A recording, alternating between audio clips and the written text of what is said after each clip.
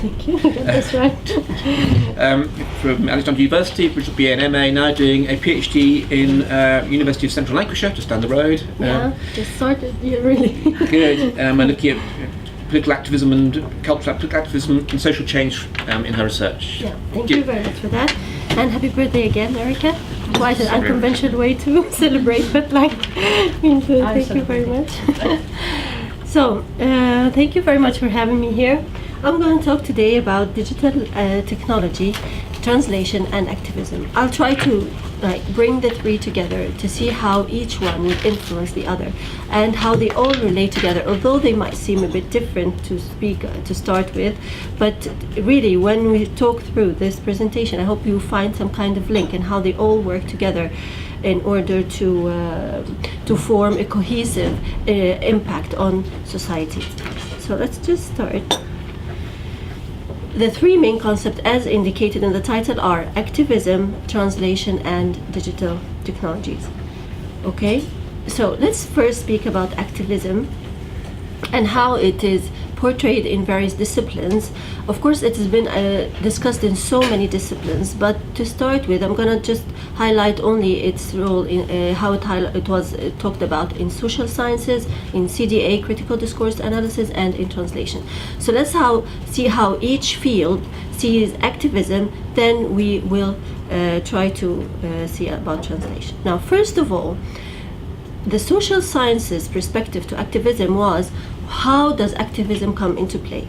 So when the social sciences studies activism, they study it from the perspective, why do people become active? So we are all citizens of a society. Some of us would become activists, more liable to become activists than others. And why is that? So the first reason would be political, social, or religious oppression. Of course, there is no need to give examples of that, because in every society at all points in history, there are always discrimination against certain people with religion, with certain colors, social status, political affiliations. So the examples are numerous. There is also the precarity or crisis or dearness. So the precarity, so to give an example from the British society, you can remember a few months ago when the people in the gig economy were finding their situation to be very precarious, especially the Uber drivers, and they started doing protesting and asking for more rights because of their precarious existence. There's also marginalization or repression.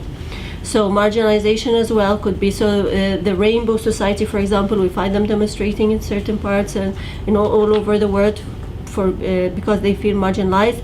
And why go far when we here at Lancaster University, some of our colleagues are actually on strike, which is actually a form of activism, because they also need to ask for some rights that they feel that they are denied by their society. So activism can be, all of us can become an activist at certain points in time for any reason, basically. So what we have here, what does translation has to do with this? And I'm going to highlight here the works of Mona Baker and Luis Perez Gonzalez at Manchester University. They have done really admirable work regarding analyzing the work of activist groups, translator activist groups in particular. They have said that they are actually exploiting their professional skills to effect change. So they are seeking change through their through their translation skills. And language for them constitutes space for resistance. So they are actually seeking this space for resistance through language. And what we have here as well is that when they create websites and when they do activist work on a digital platform, these are actually sites of activism as a form of cultural resistance. So what we have here is actually challenging the utopian idea of translation being bridging gaps between cultures, and translators being trying to be objective, selfless people, trying to dedicate their time and effort and knowledge for the better of humanity, and all this traditional views of translation into another view, which they know they can be subjective as well. They can be promoting a certain point of view for a certain reason, for a certain cause that they believe is a just cause, and as a form of cultural resistance. So it's a whole new perspective to translation and to translators' views. And what we have here is activist translators using digital technologies. They are doing that through websites that they see as deliberative democracies. They're going to draw on the affordness of digital technology because it is affordable, relatively speaking, to for example, owning a TV station or to voice your opinion, for example. So they are actually trying to shift the media away from the elite control and to try to voice their own opinions through these platforms, digital platforms. So the digital technologies are actually has empowered activism and translator activists in particular to a great deal. And I want to distinguish here between cyber activism and internet activism. So for example, and digital activism. So digital activism would be a larger umbrella, because when you're using digital activism, you can just use your mobile on Bluetooth. You don't need to be even online. While cyber and internet activism, you need to be online. So this digital activism is like a huge umbrella under which everything else would come under it.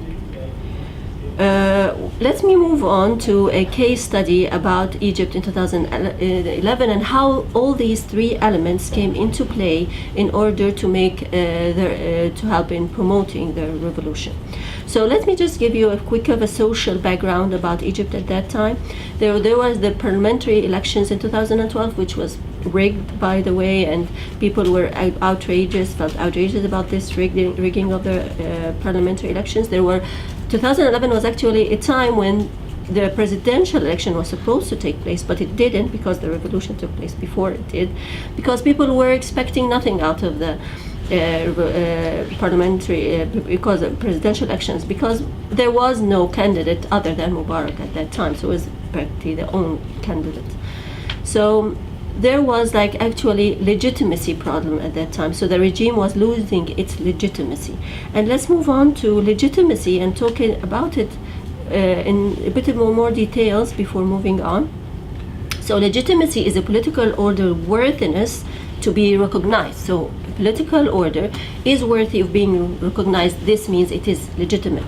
But what if a legitimation crisis happens? A legitimation crisis here is when this legitimacy is lost in the eyes of the public. So when people feel this is not legitimate anymore, according. So how do you measure the legitimacy and the lack of legitimacy? So there must be a measuring stick, otherwise it's a matter of opinion. Some people would say it's there, some people would say it's not. So there are three areas of responsibility against which the performance of a government is measured, which is the business policy, growth of business policy, production and orienting the production into meeting the collective needs, and correcting social inequality. So these are supposed to be the measuring sticks for eligibility of a regime. And how to measure the failures would be the rate of inflation, financial crisis, rate of unemployment, and the breakdown of reforms in politics. So these are the measures of failure, and they were also outstandingly obvious to everybody at that time in Egypt. That's why a revolution was inevitable at that time. So before going on and speaking more about this, I'd like to show you a 3-minute movie. It's 3 minutes documentary film about this revolution. It starts 2011 and ends 2013. It was nominated for Academy Award for Best Documentary Feature, and it was really won 3 Emmy Awards. So it's worth watching, really, if you have time. But let's just watch the trailer together.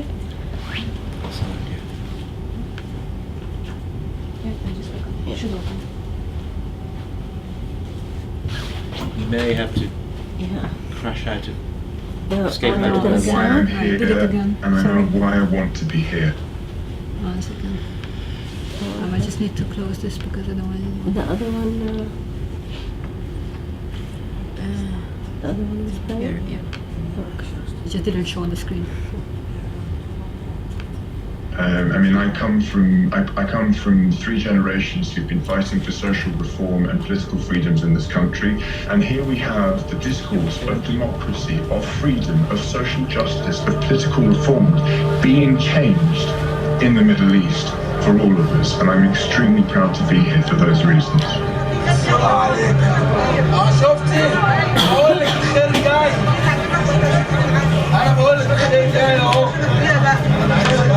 الحمد لله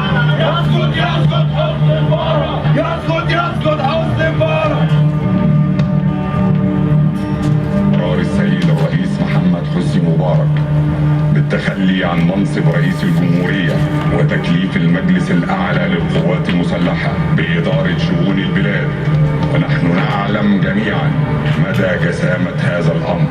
المجلس الأعلى للقوات المسلحة يتوجه بكل التحية والإعزاز لأرواح الشهداء.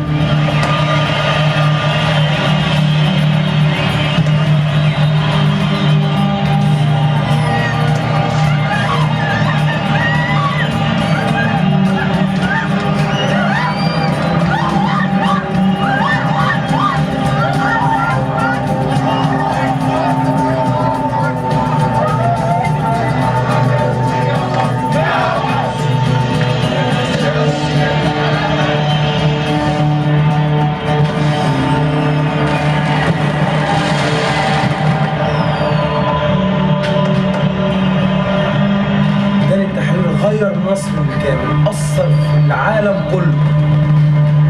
ما عندهاش استعداد إنها تخرس ولا يتقفل بقها ولو لمرة واحدة في حياتها.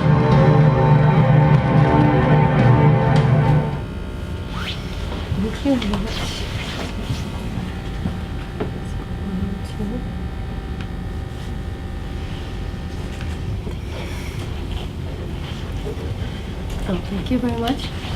Now, let's move on to the facts that went behind the success of this revolution. Well, first of all, we're going to talk about a Facebook page that was very famous. It was actually created a few days before the eruption of the revolution. It was one of the reasons for the eruption of the revolution, really, and one of the factors that helped.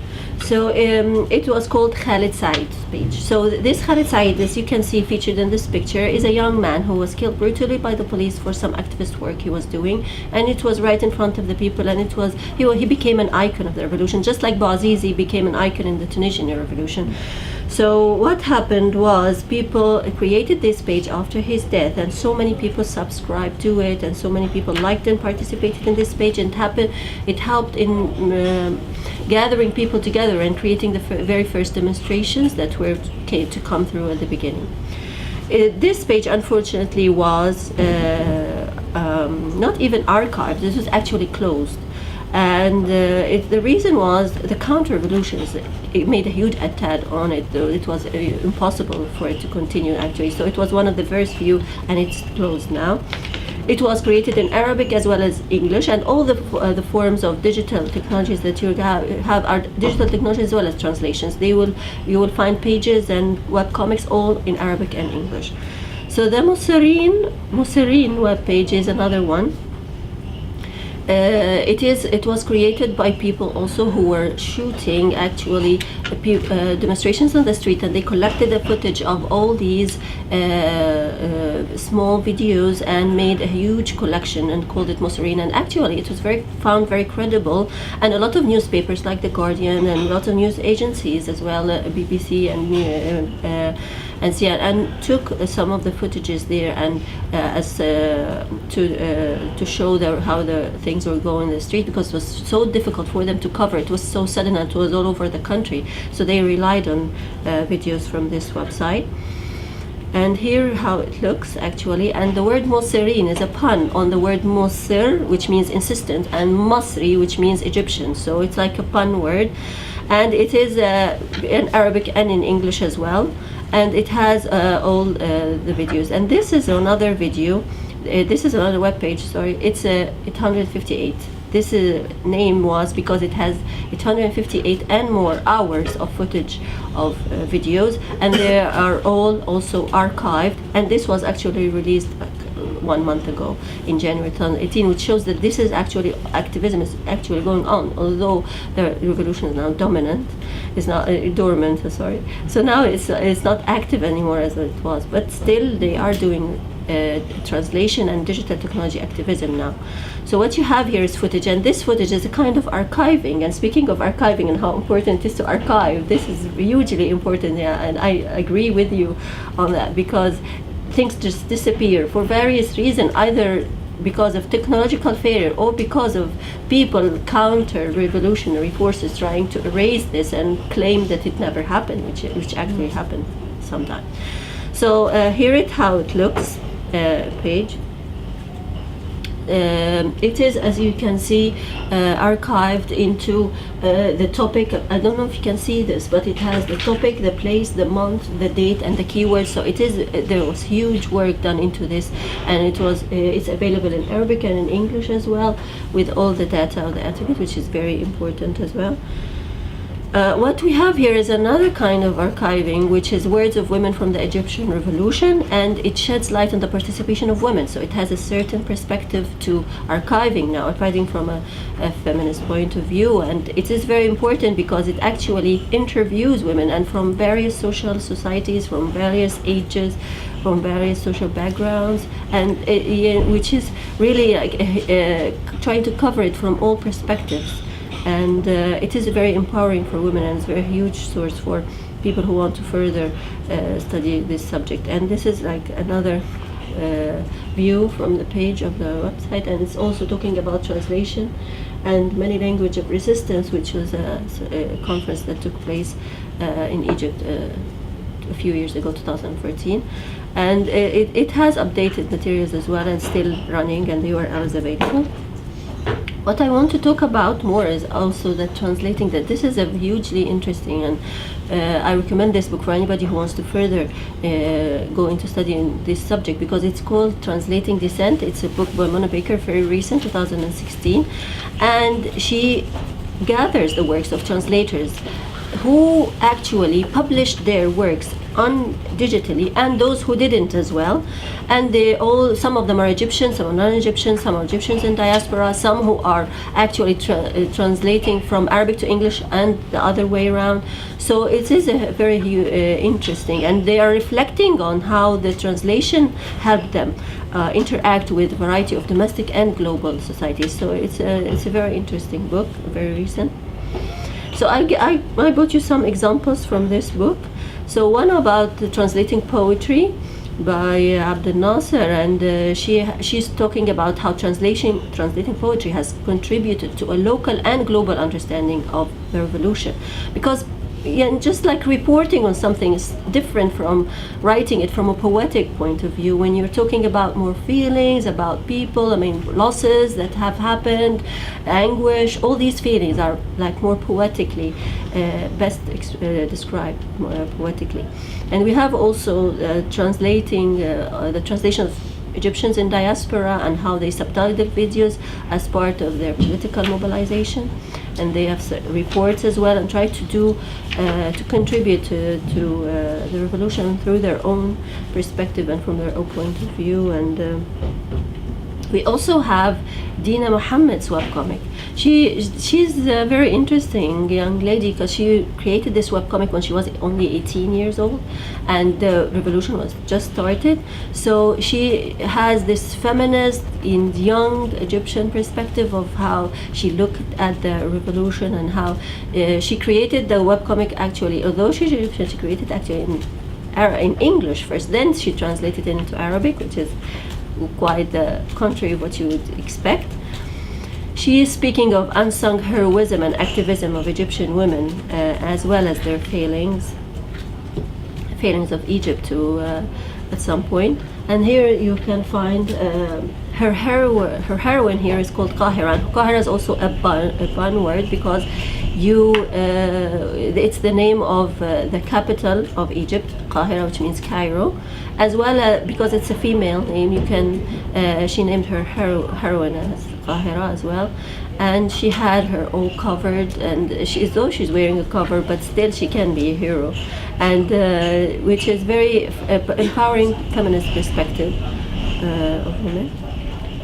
And I'd like to talk more about the 3 types of translation that were in this book. So this book actually has 3 types of translation. If we can speak of it, has translation in a kind of unconventional ways. For example, not just translating words. So you can translate, for example, gravity into poetry. You can translate poetry into webcomics. So they have this kind of a whole new perspective and wider perspective of translation, not just translating one word from one language to the other. So they have translating the street, for example, to a local audience. So I can translate graffiti, which might have some social perspectives and all.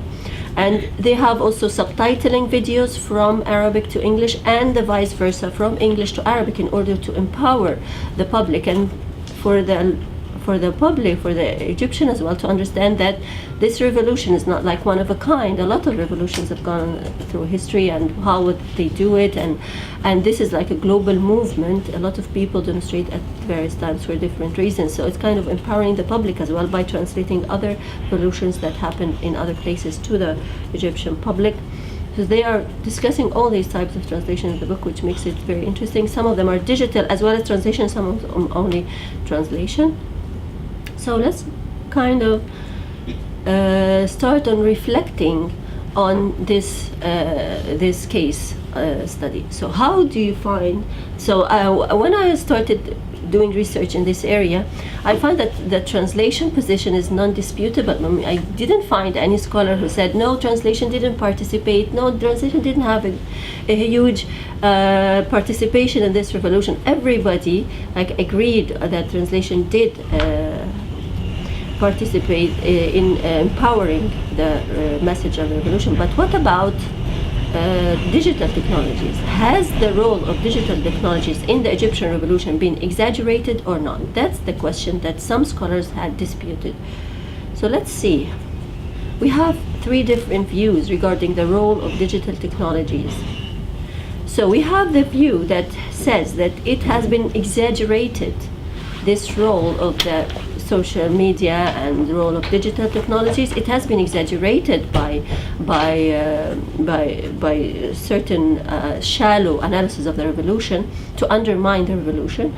And there is, some would say that it is important, but with other factors. Others would say that it is fundamental.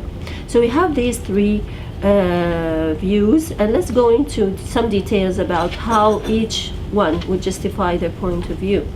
So those who say that it was exaggerated, I'm sorry if it had too much written here. We have Baker, we have Aziz, and we have Risk. These three think it was exaggerated, among many others, of course. I didn't have to note here. So they're saying that it was exaggerated for a reason. What the reason was, it's just a shallow analysis, because the 3 minutes video I've shown you just for this purpose, so that you know that there were all parts of society were participating, not just young people with digital technologies at hand. So there were also the literate, the illiterate, the rich and the poor, the young and the old, the rich, everybody. So all sectors of society were actually there, the educated and the uneducated, as well as everybody. So why would you just say that it was a digital technology revolution? It wasn't. People were not sitting behind keyboards waving virtual flags. They were actually in the streets sacrificing their lives, not knowing whether they'd be home or not. So it's like a way of undermining the revolution when you say that it was a digital technology revolution. It was not. It was among other things. So what they're three scholars here are saying that it's a counter-revolution attempt to undermine the revolution by saying so. And those who say that it was not exaggerated and it was fundamental are, here we have Fahmy, Faris, and Tamimi. They're saying that Facebook and Twitter were reliable and pro-revolutionary sources of information. So people would let go of the traditional sources of the media and we go to Facebook for real media. So they were providing people with reliable information. They were also helping in organizing demonstrations, like the webpage I referred to earlier, the one that was closed, Khalid Said. It was helping organizing revolutions and demonstrations and sit-ins as well, and passing on information, because at some point even mobile phones didn't work. They were not good enough. The whole system was out. So the ordinary paths to political participation were closed, and these were the only paths available for the people, the paths provided by the digital technologies. So at some point, they used to coordinate dispatches from the field, organize supplies, outsmart security forces, and as well as reach global audiences with words from the street. So these are calling for saying that they are not exaggerated, it was fundamental. These are the point of views. Others have a middle position, saying that it was both. The digital technologies as well as the platforms and bodily presence, both are equally important in making this revolution successful. The last thing I want to say is the other possible views here. So it's not like just if it was important or not. There are also whole new perspectives, other perspectives as well. For example, you have the web, people saying that the web is a double-edged sword. How come? Because not only it is a monopoly of the revolutionists and activists, it was also lent itself to being used by counter-revolution forces.